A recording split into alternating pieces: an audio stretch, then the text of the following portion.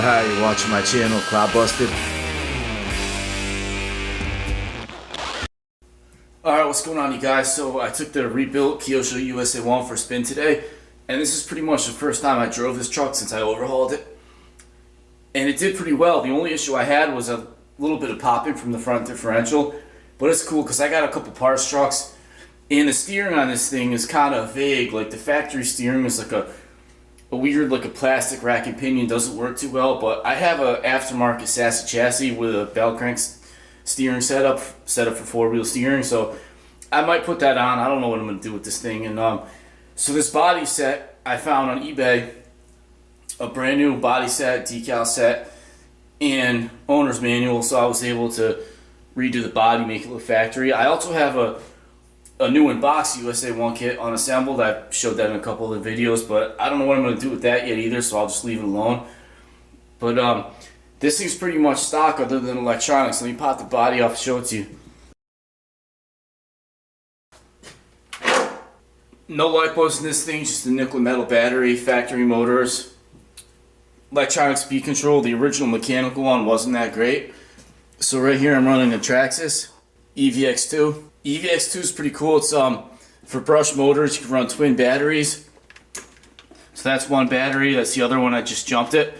If you're wondering what kind of connectors these are called Anderson power poles. I use these things for a long time. You can get them in a bunch of different amp ratings. And then for the motor leads, I use the regular Dean's connectors. I've always had awesome luck with the Traxxas EVX2. In fact, this thing was been in a bunch of different trucks I've had over the years, Cloudbusters, TXTs, and this USA-1. It's never given me any trouble. So if you want a good twin motor ESC, EVX2 is awesome, and it can run two batteries.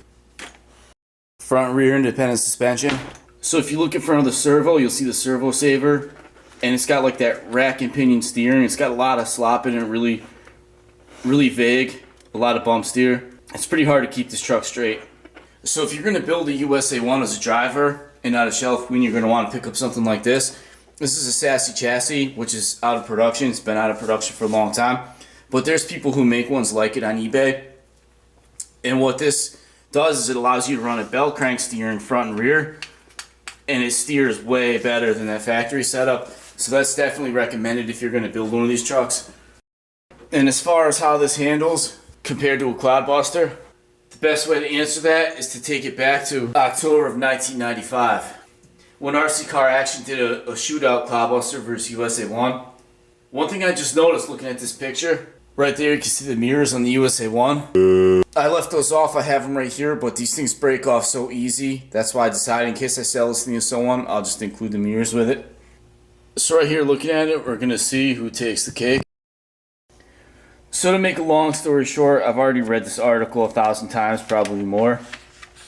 They even put a little ad for the ESP Cloudzilla parts. So the Cloudbuster wins. Obviously, I wouldn't expect anything else, but definitely give Kyosho credit for trying. It takes a lot to go up against a giant like that. It's no surprise that the Cloudbuster beats it in every way, but it's definitely a handsome truck. And when I was a kid, I always wanted one of these. I was just always curious about this thing, so it's definitely an awesome truck and a cool piece of RC history. So that's about it for now. Take care. Thanks for watching. Like and subscribe. And hit the bell too. Thanks. See you next time.